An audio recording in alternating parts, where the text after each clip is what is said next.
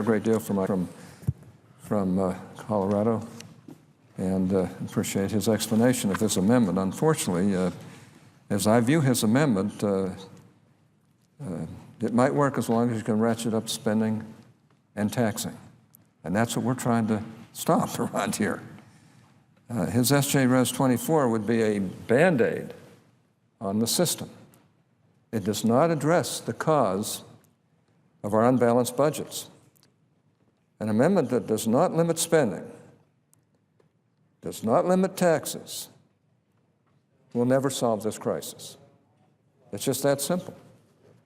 And to work, they have to use budget gimmicks. Now, Mr. President, I want to begin by thanking my friend, the ranking member of the Judiciary Committee, Senator Grassley. In his service on the committee, he has always been a champion of our limited government, and with his remarks today, he has again proven himself a strong advocate of constitutional government. So too, my good friend and collaborator on a balanced budget amendment, Senator Cornyn, deserves recognition, as well as my partner in the United States Senate, Mike Lee, and a whole raft of others, 47 to be exact. Earlier today, Senator Cornyn highlighted admirably the threat that our debt poses to the liberty and prosperity of all of America's citizens. And though he has not spoken yet, I know in advance that my friend and colleague from Utah, Senator Mike Lee, with whom I work closely in drafting SJ Res 10, will deliver powerful remarks later today in support of his amendment, or this amendment, excuse me, and about the importance of restoring meaningful limits on the power of the federal government. Now, Mr. President, today, we are engaged in a historic debate. You might not know it from the amount of time dedicated to the subject, but I am confident that when the history of our country is written, today will be marked as a turning point. Today was the day that every Republican in the Senate stood up for a strong, balanced budget amendment that will begin to restore this nation's fiscal integrity. And it is the day that conservatives stood up and supported a constitutional amendment that would reset the limit on the size and power of a federal government that has grown far too large. It is the day that the people of this country stood up for serious constitutional limits on Congress and the President, which is spent with impunity for far too long. We're having this debate for a simple reason. Our nation is now $15 trillion, actually more than $15 trillion, going up every day, in debt. This chart shows just how much it was just a few minutes ago. Now, it's important to put this number in perspective. The nation achieved the ignominious landmark of a $1 trillion deficit in President Obama's first year in office. We are now in our third straight year of $1 trillion deficits. The federal government is now borrowing more than 40 cents of every dollar that it spends. The burden of this debt is more than $48,000 for every man, woman, and child in America. The Congressional Budget Office projects that interest payments alone on all this debt will total $4.5 trillion, crowding out all other or many other national priorities. For 2010, spending on interest on the national debt is greater than the funding for most other federal programs. Just look at that. As you can see, in 1 year, spending on interest on the national debt is greater than funding for most programs. $666 billion, $0.7 billion for the Department of Defense, $414 billion for interest expense, $173 billion for the Department of Labor, $129 billion for the Department of Agriculture, $108 billion for the Department of Veterans Affairs, and just one other I'll mention, $92.9 billion for the Department of Education. Well, the impact of this quickly escalating debt burden could prove catastrophic for economic growth and for America's families. In a letter to then-ranking member of the House Budget Committee, Paul Ryan, the Congressional Budget Office determined that, quote, beyond 2058, projected deficits in the alternative fiscal scenario become so large and unsustainable that CBO's model cannot calculate their effects, unquote. That ought to tell us something.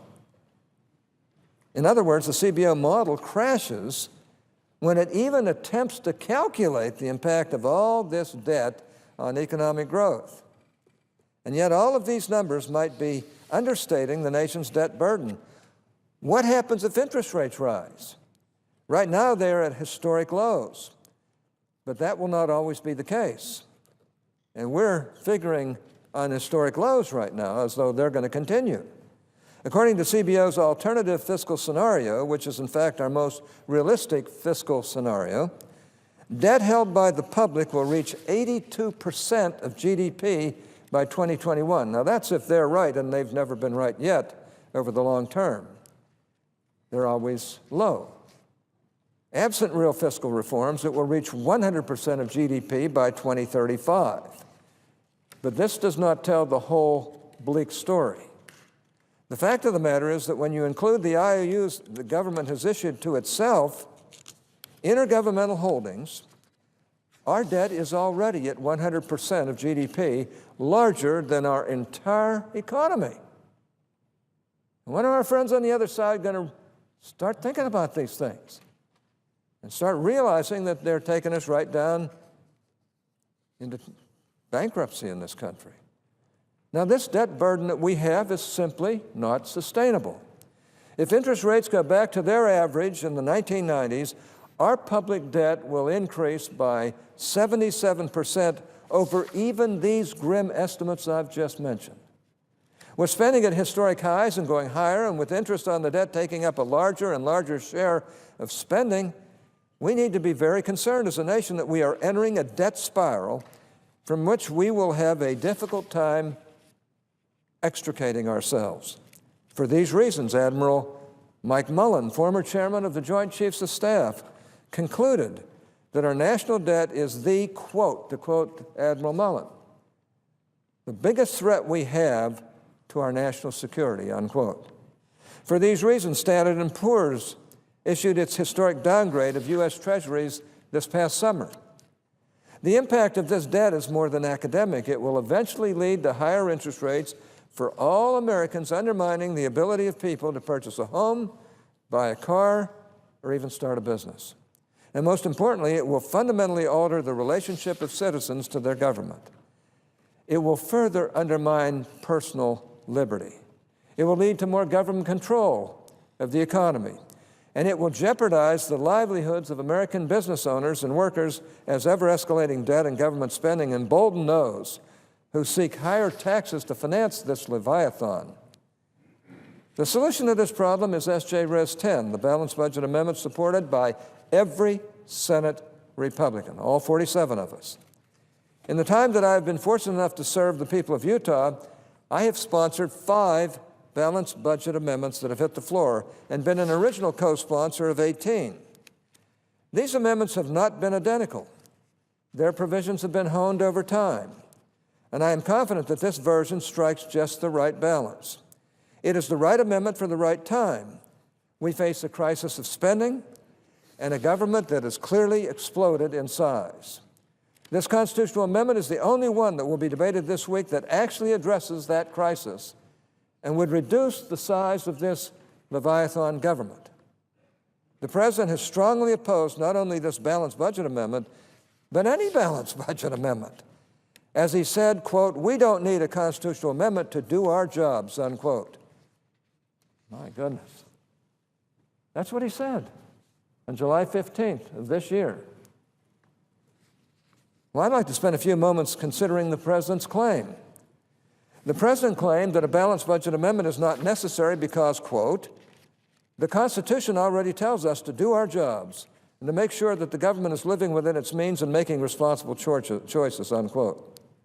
The President's spokesman, Jay Carney, elaborated in greater detail on why a balanced budget amendment is not necessary. According to him, balancing the budget is, quote, "not complicated," unquote. All that is needed is that we put politics aside, quit ducking responsibility, roll up our sleeves, and get to work. And yet all I hear from the White House is we've got to have more taxes and more spending. This is the lament of the tough chooser. Jay Carney's lament. Let me say that again. This is the lament of the tough chooser, a term coined by the journalist Andrew Ferguson. The tough chooser talks a lot about making tough choices. But when it comes to actually making those tough choices, the tough chooser goes missing. Tough choosers concerned about deficits and debt voted for Obamacare, even though it increased spending by $2.6 trillion and taxes by over $1 trillion. And tough choosers reject the balanced budget amendment because all that is really required, in their view, is some tough choosing by legislators. The problem with this theory is that the so-called tough choosers never step up. The past history of the balanced budget amendment is really all the evidence that we need that a constitutional amendment is required to force legislators and the White House to make these tough choices. But given President Obama's rejection of the balanced budget amendment, it is worth considering his own actions this year and his personal contributions to deficit reduction. That record is a weak one of denial and avoidance. Following the clear statement of the American people last November that Washington needed to address deficits and debt, the president had the opportunity to lead with his fiscal year 2012 budget.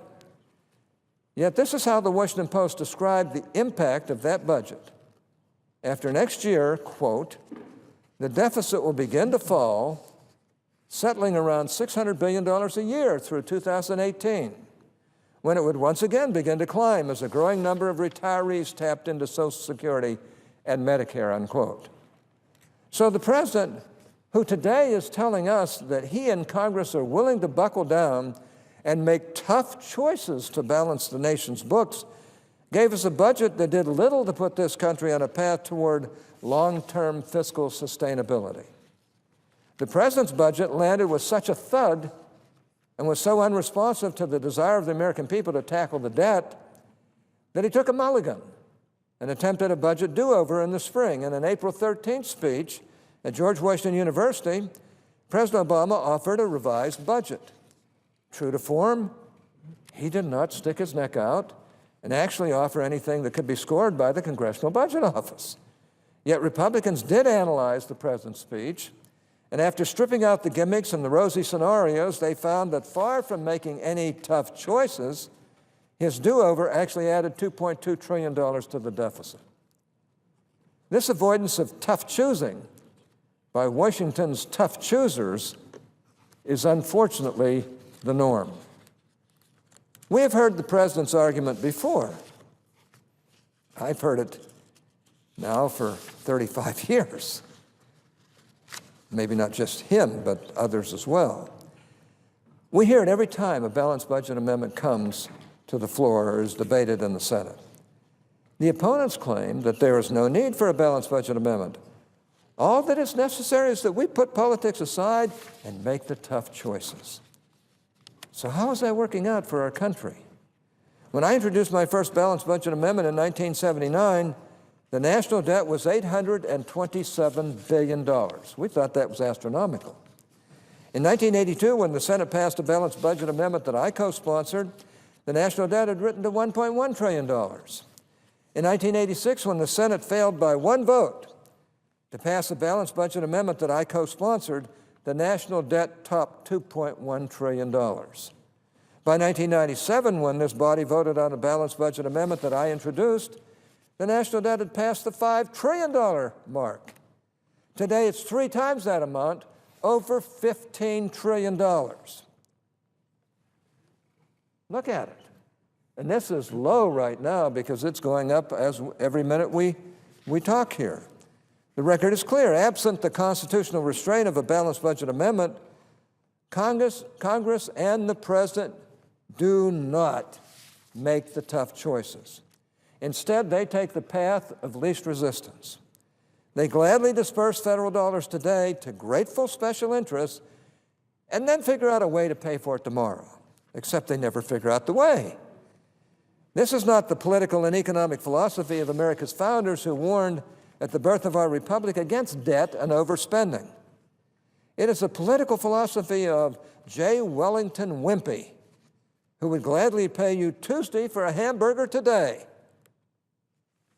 Here he is, J. Wellington Wimpy. I will gladly pay you Tuesday for a hamburger today. A balanced budget amendment is not an abdication of Congress's responsibility. On the contrary, it would force Congress to live up to its responsibilities. It would force Congress and the President to make the choices about national spending priorities that they have thus far been unwilling to make.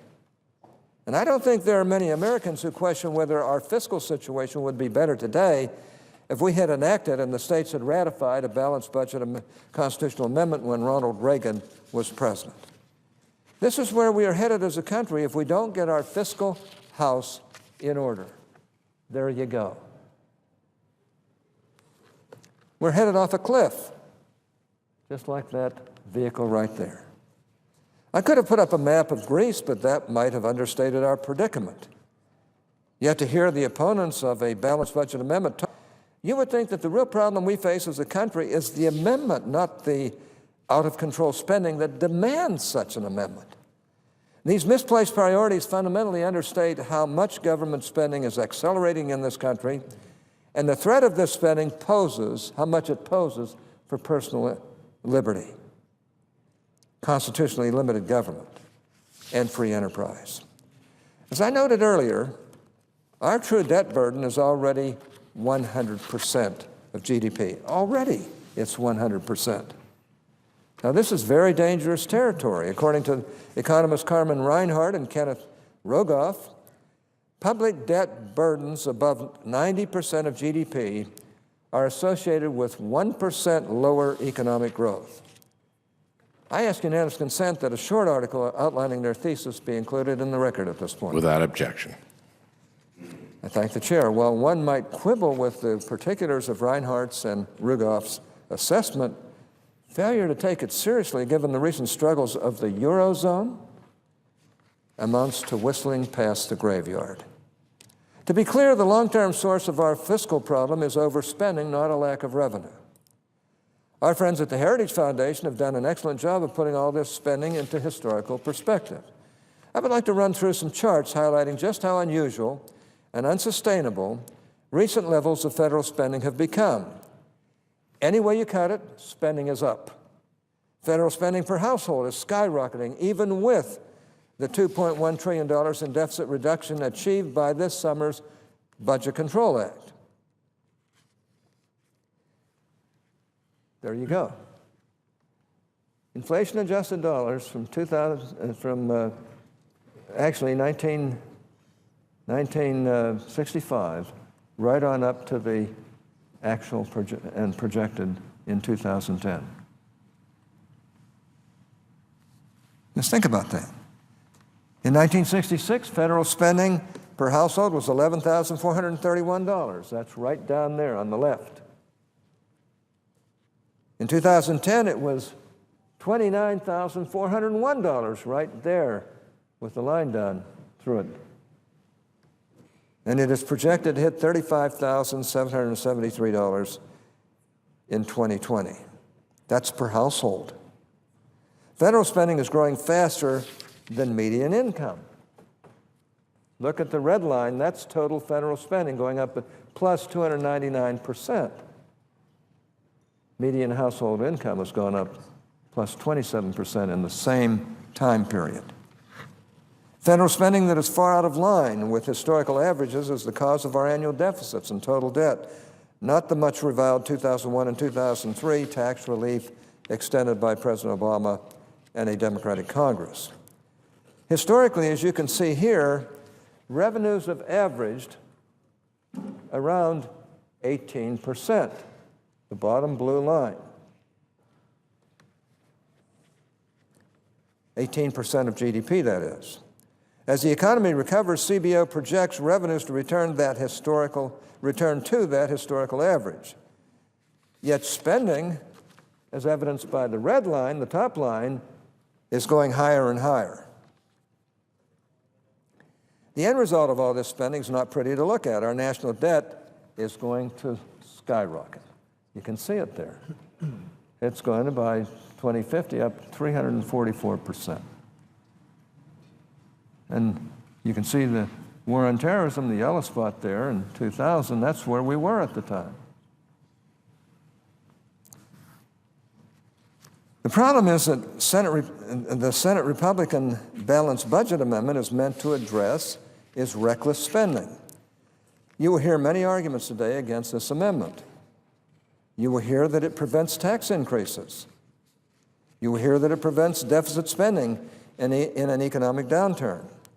You will hear that it hamstrings the nation in times of military emergency, and that it prevents spending in excess of 18% of GDP. It does no such things. What it does do is require a broad national consensus before Congress spends beyond its means. It makes certain that there is deep bipartisan agreement before raising taxes, a provision the nation would have benefited from prior to the decision of the President and congressional Democrats to drive through $1 trillion in Obamacare tax increases on nearly party line votes. And it demands wide support for spending in excess of 18% of GDP. As my friends at Americans for Prosperity put it in their letter of support for the Republican proposal, the amendment, quote, strikes a balance between allowing flexibility for some deficit spending in times of national emergency while requiring supermajorities in both chambers to do so. This assures citizens that the federal government will only run a deficit when there is a broad consensus that a genuine crisis demands it, unquote. That sounds like pretty good language to me. I ask unanimous consent that that letter from Heritage be included in the record. Without objection. I mean the letter from the Americans for Prosperity, excuse me. Without objection. Mr. President, we will hear that there is a reasonable alternative being offered, but we need to understand this for what it is. It does not put any spending limitations on Congress. It leaves wide the door for massive tax increases to pay for levels of spending that are far outside of our constitutional traditions, and even the requirement for balance, that outlays not exceed revenues, lacks strength if you read it carefully. The bottom line is that there is no substitute for the strong balanced budget amendment being offered by the Senate Republicans. A number of pro-taxpayer groups committed to liberty and constitutionalism have written in support of our balanced budget amendment. Let Freedom Ring, Americans for Tax Reform, the National Taxpayers Union, the 60 Plus Association, Americans for Limited Government, and the Council for Citizens Against Government Waste, are just to mention a few. I ask unanimous consent that their letters of support be included in the record at this point. Without objection. I thank the chair. And I'm so pleased that conservative leaders like Ed Meese, Dick Thornburgh, and Ken Blackwell stood up in support of a strong, balanced budget amendment. I ask unanimous consent that their op-eds be included in the record at this point. Without objection. And while a number of liberal groups committed to more government spending have lined up against our proposal, there is hardly a groundswell of support for the Democratic alternative. In fact, the lack of support for that proposal demonstrates more clearly than anything I can say that it is a proposal designed with politics in mind. It is designed to provide cover for members who want to say they support a balanced budget amendment while opposing the only amendment that would actually reduce government spending. The bottom line is that not all balanced budget amendments are created equal. The Senate Republican amendment is one to restore liberty and constitutional government by reducing the size and power of Washington. By contrast, the Democrats' alternative promises more of the same. It does nothing to rein in spending or address the fiscal crisis that this nation faces. The differences between these proposals highlight very clearly the distinctions between conservatives in Congress and the President and his supporters. Though I am ever hopeful, I am realistic about the chances the Senate will pass S.J. Res. 10 tomorrow. I suspect that the vote for the Senate Republican amendment will be as low as any the Senate has taken on a balanced budget amendment. This vote shows how stark the differences have become between the two parties.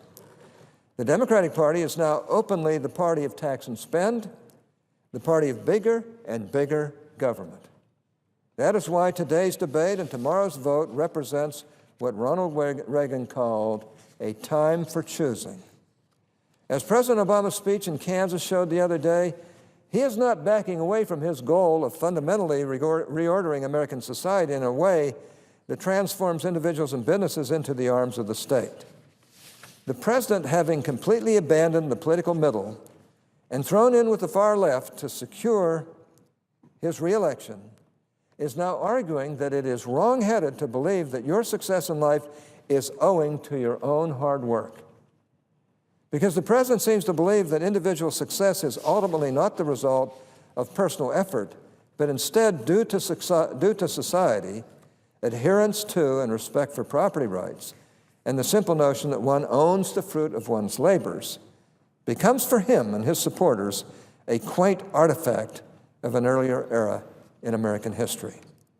The candidate of hope and change has turned out to be the president of spreading the wealth around. And to succeed, he has embraced a politics of envy and class warfare that is far outside the mainstream of our political heritage. The Republicans' balanced budget amendment offers nothing so grandiose. All we seek is a restoration of some limits on the power of the federal government and meaningful reductions in spending. And we give the time to get there, too, in our amendment. All we promote is a decent respect for the right to own to one's own wages and the freedom promised in our Declaration of Independence. The Senate Republican balanced budget amendment secures these blessings of liberty, and I urge every one of my colleagues to support it. The opponents of this amendment will say that it is somehow improper to constitutionalize a requirement for a balanced budget amendment, or for a balanced budget, excuse me. Hogwash. Many of those same individuals do not bat an eye when 5 unelected justices on the Supreme Court rewrite the Constitution to fit their own preferred policy goals. Yet it is somehow inappropriate for the Senate to send a balanced budget amendment to the people in the states for ratification. What are they afraid of? The Constitution ultimately belongs to the sovereign American people. It is only law because of their sovereign acts of ratification and amendment. What are my friends on the other side afraid of? Even if we pass this by the requisite 2/3 vote, 67 votes in the Senate, and pass it through the House, it still has to be submitted to the states for a robust debate around this country by the people themselves. What's wrong with that? And if the Democrats don't like having restraint put on their spending and taxing problems, all they have to do is get 13 states to reject this balanced budget amendment. Why are they so afraid of that? I think we all know the answer to that. We all know that the states would ratify this amendment because everybody's sick and tired of Washington and the way this body continues to tax and spend and dig even deeper holes for us to go into. It seems odd that the Democratic Party that claims Thomas Jefferson as its founder would oppose giving the American people a voice on this foundational constitutional issue. After all, if President Obama, the progressive Democrat, was so confident in the strength of his arguments, he could rest easy knowing that the people would decline to ratify a balanced budget constitutional amendment. So what are they so afraid of? Why are they so afraid to send this amendment to the people for ratification? 13 states could defeat this amendment. That's all they need to do, is get 13 states to go against this amendment. And that's what it would take to defeat it. That's all it would take. But it would be the people who would decide, not just a bunch of people here. If that is all the opponents of this amendment need, why are they so worried about sending it to ratification? Why the lack of confidence in their powers of persuasion? I can tell you why. Because the people of this country would ratify this amendment so quickly that its opponents' heads would spin. Those who oppose sending this balanced budget amendment to the states for ratification know that the people are eager to ratify it. That is certainly the case in Utah. Earlier this year, Utah passed Senate Concurrent Resolution 201 expressing support for S.J. Res 10, the balanced budget amendment that I introduced along with my friend and colleague from Texas, Senator Cornyn, my friend and colleague from Utah, Senator Lee, as well as 44 other Republican senators, all of whom deserve credit for this amendment. I ask unanimous consent that a copy of this resolution from Utah be included in the record. Without objection.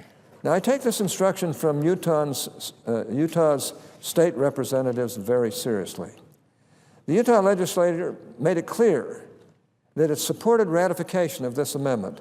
And I am confident that if the members of this body listen to their own state legislatures, 49 of which are required to balance their own budgets, similar instructions would follow. Do you get that? Only one state in this union does not have a balanced budget amendment in their constitution. Now here's the bottom line. Liberal special interests oppose the Senate Republicans' balanced budget amendment because they know that the people would ratify it. And if the people ratified it, the government-funded gravy train would come to an end. I look forward to this debate today. It is an important one. And I'm confident that eventually the American people will ratify a balanced budget amendment and restore the promise of America's Declaration of Independence and Constitution for future generations. Mr. President,